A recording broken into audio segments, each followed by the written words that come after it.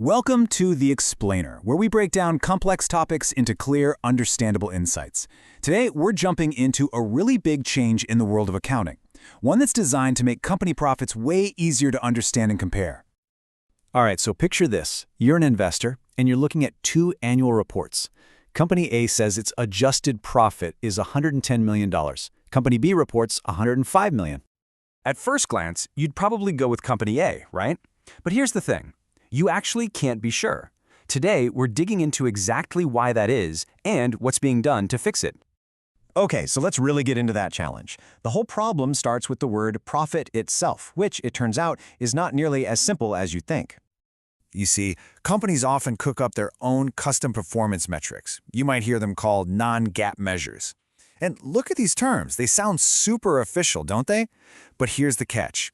Every single company gets to define these terms for themselves. They can add stuff in, take stuff out, all to paint their performance in a particular light. This complete lack of a common standard makes a real apples-to-apples comparison almost impossible for investors. It's like you think you're comparing two runners, but one of them is running 100 meters while the other is only running 90. But good news, a massive change is on the horizon. The organization that sets global accounting rules, the IFRS Foundation, is introducing a brand new standard to finally create a level playing field. And that new standard is called IFRS 18. And trust me, this is one of the biggest updates to how companies present their financials that we've seen in years. So what's the big idea here?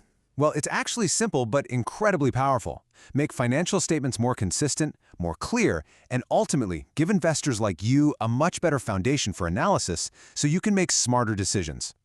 So, how in the world does it actually do that? Well, the core of IFRS 18 is a new required subtotal that every single company is going to have to report. It's called operating profit. And you can think of it as a standardized score showing how well a company is performing from its core day-to-day operations. This creates a universal benchmark so we can finally compare apples to actual apples. Let's quickly walk through where this new number actually shows up. So a profit and loss statement, right? It starts with revenue. Then you take out the direct costs to make your products. That's the cost of sales. And you get your gross profit. Next, you subtract all the other costs of running the main business. You know, things like sales, marketing, R&D, and boom, there it is, the new standardized operating profit. Notice that this is before you account for things like financing costs or income taxes. It's a pure, clean look at the core business. Simple, clear, and comparable. Okay, now this is where it gets really interesting. What about all those custom metrics we talked about before? Does IFRS 18 just ban them? Nope. Instead, it gives them an official name. Management-Defined Performance Measures, or MPMs for short. The standard basically acknowledges that, hey, these custom views can be useful, but they have to come with some serious new rules attached. From now on, companies can't just toss out a number like adjusted EBITDA and call it a day. Oh no, they have to explain in one single clear note exactly why they use it, how they calculate it, and, this is the big one, they have to provide a reconciliation, a bridge, showing exactly how they got from the official IFRS number to their custom one. And this is what that bridge looks like in real life. It's all about showing your work. You see here, they start with the standard operating profit of $57,000.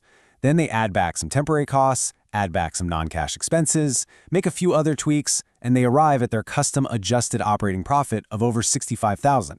All of a sudden, that custom number isn't some mystery inside a black box. You can see exactly what went into it.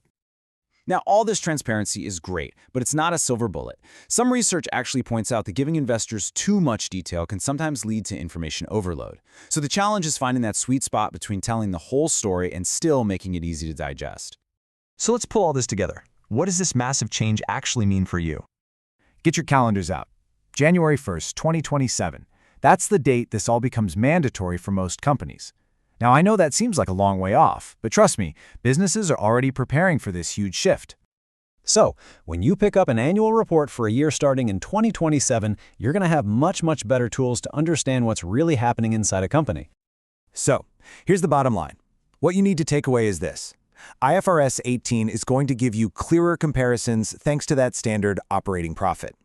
It's going to deliver honest metrics because companies are forced to show their math.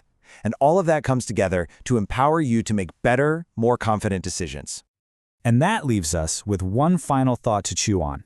As we move towards this new world of standardized reporting, will a universal rulebook really lead to a universal truth about how businesses are performing?